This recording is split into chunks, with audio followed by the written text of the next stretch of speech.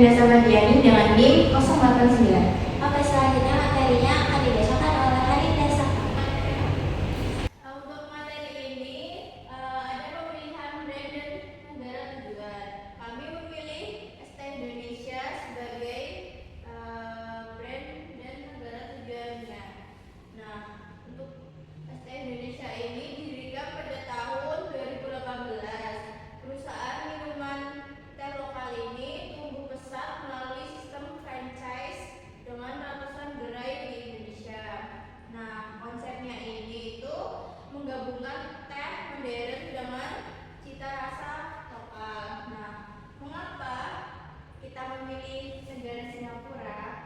Nah, yang pertama itu kedekatan geografis dengan Indonesia, dan yang kedua itu hubungan perdagangan yang baik, dan yang ketiga itu daya beli masyarakat yang tinggi, yang keempat itu pesat bisnis Asia Tenggara. Untuk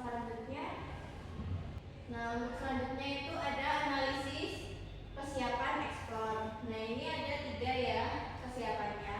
Yang pertama itu ada kesiapan produksi, terus yang kedua ada kesiapan modal, dan yang ketiga itu ada keunggulan produk. Nah, untuk yang kapasitas produksi ini jaringan gerai tersebar dengan operasional standarisasi model franchise, menjaga konsistensi kualitas untuk ekspansi luar negeri. Nah, untuk yang kesiapan modal ini pengalaman mengelola investasi dan kemitraan bisnis menjadi modal kuat untuk mendukung kebutuhan ekspansi internasional. Nah, untuk yang keunggulan produk itu inovasi varian rasa, itu identitas budaya minuman teh yang modern, harga terjangkau, dan desain gerai yang menarik.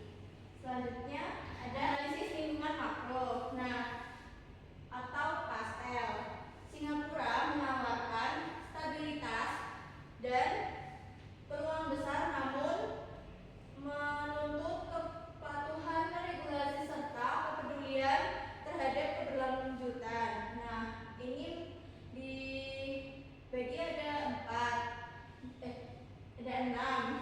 Nah, yang pertama itu ada politikal atau stabilitas politik tinggi, dukungan perdagangan internasional, dan investasi asing. Nah, untuk yang kedua itu ada ekonomi. Nah, pendapatan per kapita tinggi, daya beli kuat, aktivitas perdagangan dan